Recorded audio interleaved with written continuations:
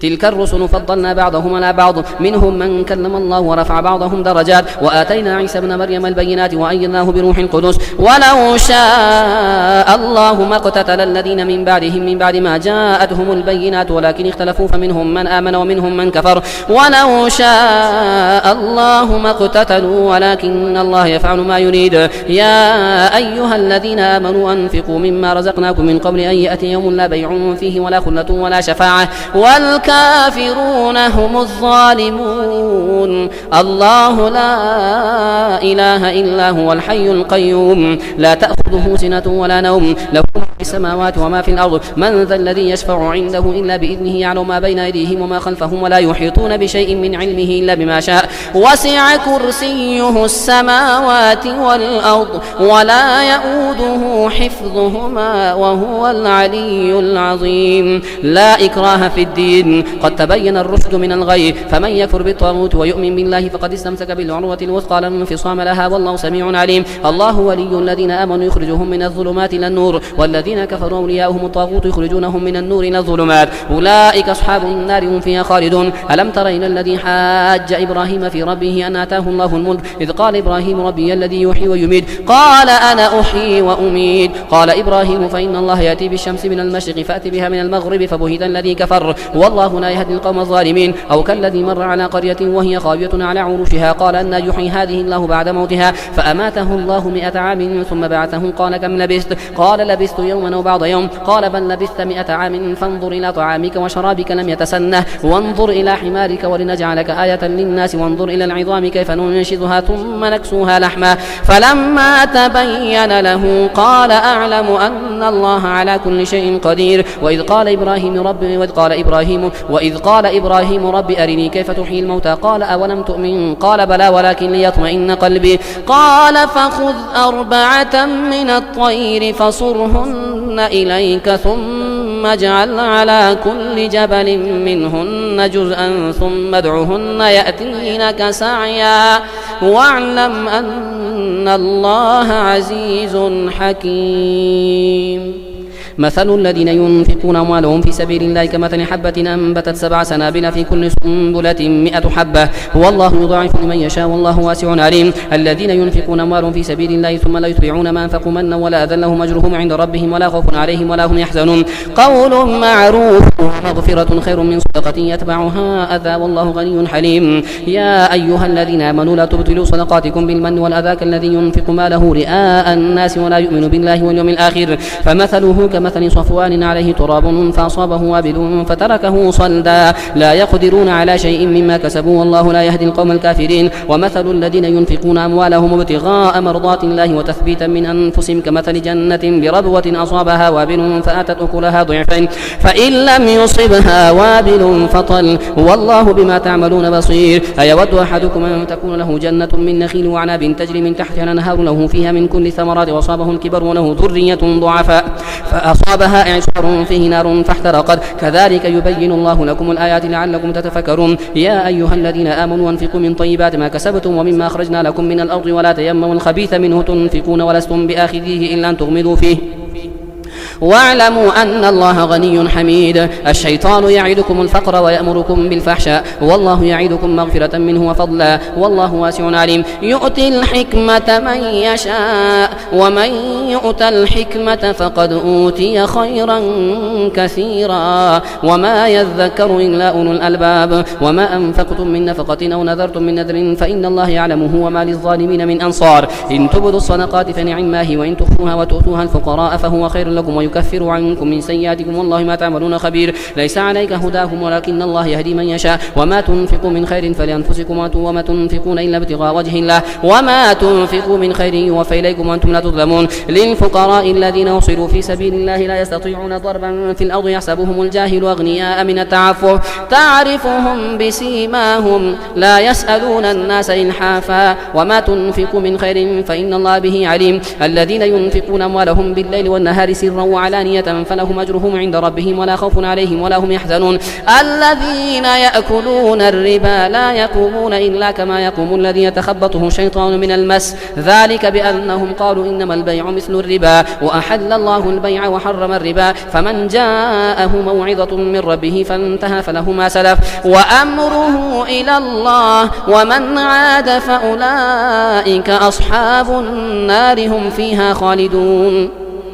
يمحق الله الربا ويربي الصدقات والله لا يحب كل كفار أثيم. إن الذين آمنوا وعملوا الصالحات وأقاموا الصلاة وآتوا الزكاة لهم أجرهم عند ربهم ولا خوف عليهم ولا هم يحزنون. يا أيها الذين آمنوا اتقوا الله وذروا ما بقي من الربا إن كنتم مؤمنين، فإن لم تفعلوا فأذنوا بحرب من الله ورسوله وإن تبتم فلكم رؤوس أموالكم لا تظلمون ولا تظلمون، وإن كان ذو عسرة فنظرة إلى ميسرة وأن تصدقوا خير لكم إن كنتم تعلمون. واتقوا يوما ترجعون فيه إلى الله ثم توفى كل نفس ما كسبت وهم لا يظلمون. يا أيها الذين آمنوا إذا تداينتم بدين إلى أجل مسمى فاكتبوه وليكتب بينكم كاتب بالعدل ولا يأب كاتب أن يكتب كما علمه الله فليكتب وليملل الذي عليه الحق وليتق الله ربه ولا يبخس منه شيئا، فإن كان الذي عليه الحق سفيها أو ضعيفا أو لا يستطيع أن يمله فليملل وليه بالعدل واستشهدوا شهيدين من رجالكم فإن لم يكونا رجلين فرجل وامرأتان ممن ترضون من الشهداء أن تضل إحداهما فتذكر إحداهما الأخرى ولا يأبى الشهداء إذا ما دعوا ولا تسأموا أن تكتبوه صغيرا أو كبيرا إلى أجله ذلكم أقسط عند الله وأقوموا للشهادة وأدنى ألا ترتابوا إلا أن تكون تجارة حاضرة تديرونها بينكم فليس عليكم جناح ألا تكتبوها وأشهدوا إذا تبايعتم ولا يضار كاتب ولا شهيد وإن تفعلوا فإنه فسوق بكم واتقوا الله ويعلمكم الله والله بكل شيء عليم. وإن كنتم على سفر ولم تجدوا كاتبا فرهان مقبوضة فإن أمن بعضكم بعضا فليؤدي الذي اؤتمن أمانته وليتق الله ربه ولا تكتموا الشهادة ومن يكتمها فإنه آثم قلبه والله بما تعملون عليم. لله ما في السماوات وما في الأرض وإن تبدوا ما في أنفسكم أو تخفوه يحاسبكم به الله فيغفر لمن يشاء ويعذب من يشاء والله على كل شيء قدير. آمن الرسول بما أنزل إليه من ربه والمؤمنون كل آمن بالله وملائكته وكتبه ورسله لا نفرق بين أحد من رسله وقالوا سمعنا وأطعنا غفرانك ربنا وإليك المصير. لا يكلف الله نفسا إلا وسعها لها ما كسبت وعليها ما اكتسبت ربنا لا تؤاخذنا إن نسينا أو أخطأنا ربنا ولا تحمل علينا إصرا كما حملته على الذين من قبلنا ربنا ولا تحملنا ما لا طاقة لنا به واعف عنا واغفر لنا وارحمنا أنت مولانا فانصرنا على القوم الكافرين. ألف لام ميم الله لا إله إلا هو الحي القيوم نزل عليك الكتاب بالحق مصدقا لما بين يديه وأنزل التوراة والإنجيل من قبل هدى للناس وأنزل الفرقان إن الذين كفروا بآيات الله لهم عذاب شديد والله عزيز ذو انتقام. إن الله لا يخفى عليه شيء في الأرض ولا في السماء هو الذي يصوركم في الأرحام كيف يشاء لا إله إلا هو العزيز الحكيم. هو الذي أنزل عليك الكتاب منه آيات محكمات هن أم الكتاب وأخر متشابهات فأما الذين في قلوبهم زيغ فيتبعون ما تشابه منه ابتغاء الفتنة وابتغاء تأويله وما يعلم تأويله إلا الله والراسخون في العلم يقولون آمنا به كل من عند ربنا وما يذكر إلا أولو الألباب. ربنا لا تزغ قلوبنا بعد إذ هديتنا وهب لنا من لدنك رحمة إنك أنت الوهاب. ربنا إنك جامع الناس ليوم لا ريب فيه إن الله لا يخلف الميعاد. إن الذين كفروا لن تغني عنهم أموالهم ولا أولادهم من الله شيئا وأولئك هم وقود النار كدأب آل فرعون والذين من قبلهم كذبوا بآياتنا فأخذهم الله بذنوبهم والله شديد العقاب قل للذين كفروا ستغلبون وتحشرون إلى جهنم وبئس المهاد قد كان لكم آية في فئتين التقتا فئة تقاتل في سبيل الله وأخرى كافرة يرونهم مثليهم رأي العين والله يؤيد بنصره من يشاء إن في ذلك لعبرة لأولي الأبصار زين للناس حب الشهوات من النساء والبنين والقناطير المقنطرة من الذهب والفضة والخيل المسومة والأنعام والحرث ذلك متاع الحياة الدنيا والله عنده حسن المآب قل أنبئكم بخير من ذلكم للذين اتقوا عند ربهم جنات تجري من تحتها الأنهار خالدين فيها وأزواج مطهرة ورضوان من الله والله بصير بالعباد الذين يقولون ربنا إننا آمنا فاغفر لنا ذنوبنا وقنا عذاب النار الصابرين والصادقين والقانتين والمنفقين والمستغفرين بالأسحار شهد الله أنه لا إله إلا هو والملائكة وأولو العلم قائما بالقسط لا إله إلا هو العزيز الحكيم إن الدين عند الله الإسلام وما اختلف الذين أوتوا الكتاب إلا من بعد ما جاءهم العلم بغيا بينهم ومن يكفر بآيات الله فإن الله سريع الحساب فإن حاجوك فقل أسلمت وجهي لله ومن اتبعن وقل للذين أوتوا الكتاب والأميين أأسلمتم فإن أسلموا فقد اهتدوا وإن تولوا فإنما عليك البلاغ والله بصير بالعباد إن الذين يكفرون بآيات الله ويقتلون النبيين بغير حق ويقتلون الذين يأمرون بالقسط من الناس فبشرهم بعذاب أليم أولئك الذين حبطت أعمالهم في الدنيا والآخرة وما لهم من ناصرين ألم تر إلى الذين أوتوا نصيبا من الكتاب يدعون إلى كتاب الله ليحكم بينهم ثم يتولى فريق منهم وهم معرضون ذلك بأنهم قالوا لن تمسنا النار إلا أياما معدودات وغرهم في دينهم ما كانوا يفترون فكيف إذا جمعناهم ليوم لا ريب فيه ووفيت كل نفس ما كسبت وهم لا يظلمون قل اللهم مالك الملك تؤتي الملك من تشاء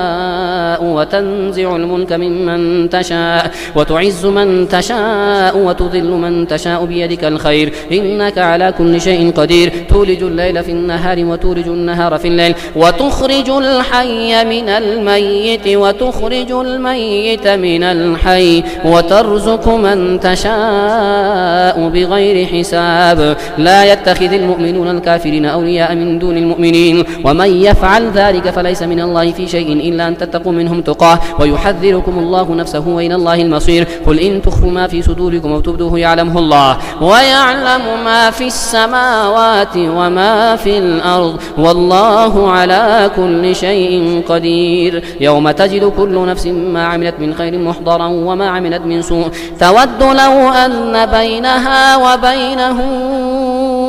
أمدا بعيدا ويحذركم الله نفسه والله رؤوف بالعباد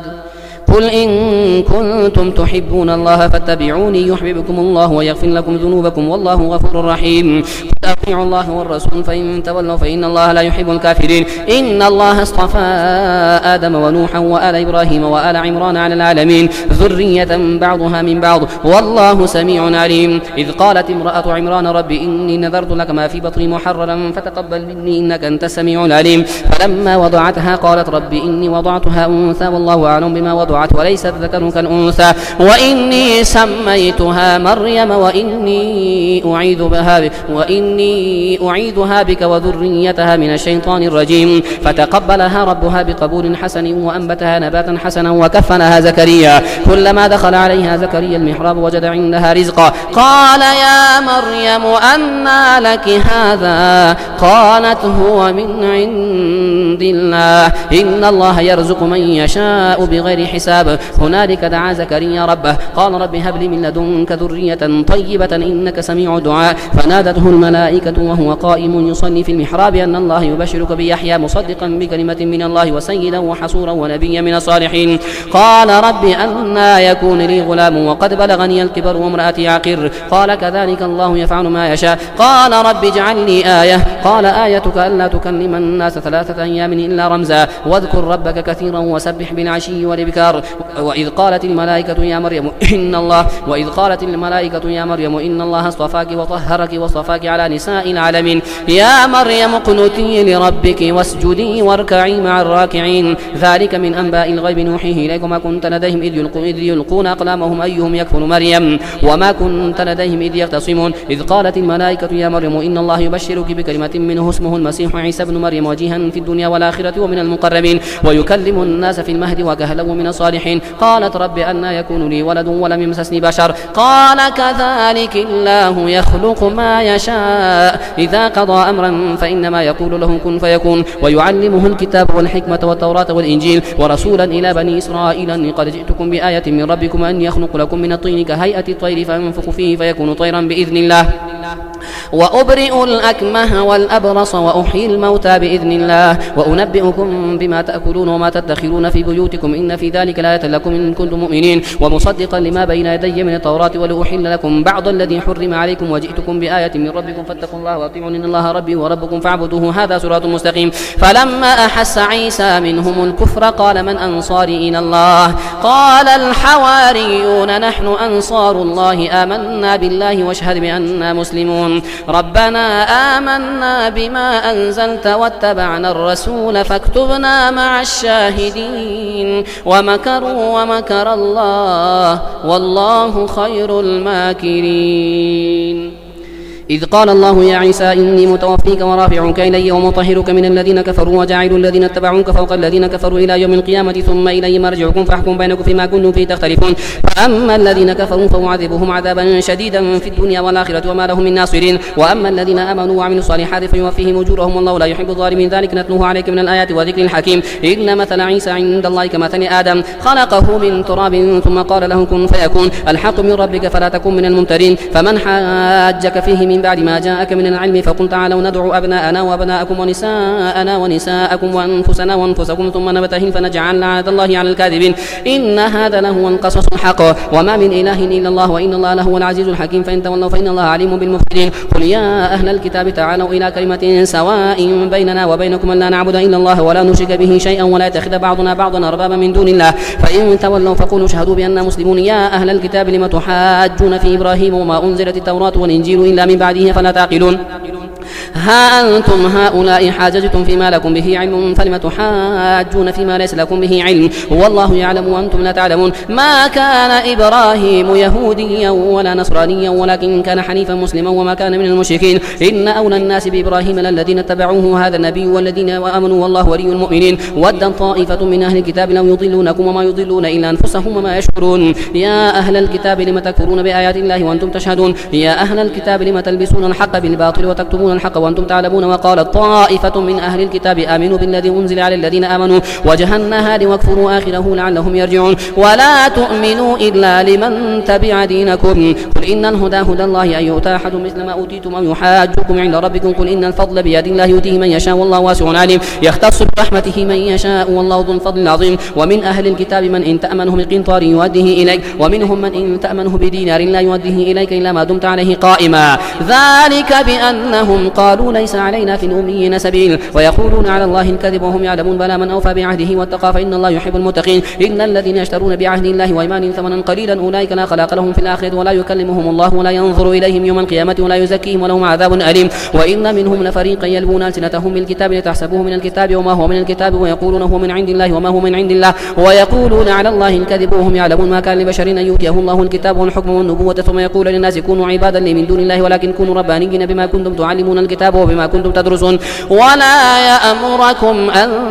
تتخذوا الملائكة والنبيين أربابا أيأمركم بالكفر بعد إذ أنتم مسلمون وإذ أخذ الله ميثاق النبيين لما آتيتكم من كتاب وحكمة ثم جاءكم رسول مصدق لما معكم لتؤمنن به ولتنصرنه قال أأقررتم وأخذتم على ذلكم إصري قالوا أقررنا قال فاشهدوا وأنا معكم من الشاهدين فمن تولى بعد ذلك فأولئك هم الفاسقون فغير دين الله يبغون وله أسلم من في السماوات والأرض طوعا وكرها وإليه يرجعون قل آمنا بالله وما أنزل علينا وما أنزل على إبراهيم وإسماعيل وإسحاق ويعقوب والأسباط وما أوتي موسى وعيسى والنبيون من ربهم لا نفرق بين أحد منهم ونحن له مسلمون ومن يبتغي غير الإسلام دينا فلن يقبل منه وهو في الآخرة من الخاسرين كيف يهدي الله قوما كفروا بعد إيمانهم وشهدوا أن الرسول حق وجاءهم البينات والله لا يهدي القوم الظالمين أولئك جزاؤهم أن عليهم لعنة الله والملائكة والناس أجمعين خالدين فيها لا يخفف عنهم العذاب ولا هم ينظرون إلا الذين تابوا من بعد ذلك واصلحوا فإن الله غفور رحيم إن الذين كفروا بعد إيمانهم ثم ازدادوا كفرا لن تقبل توبتهم وأولئك هم الضالون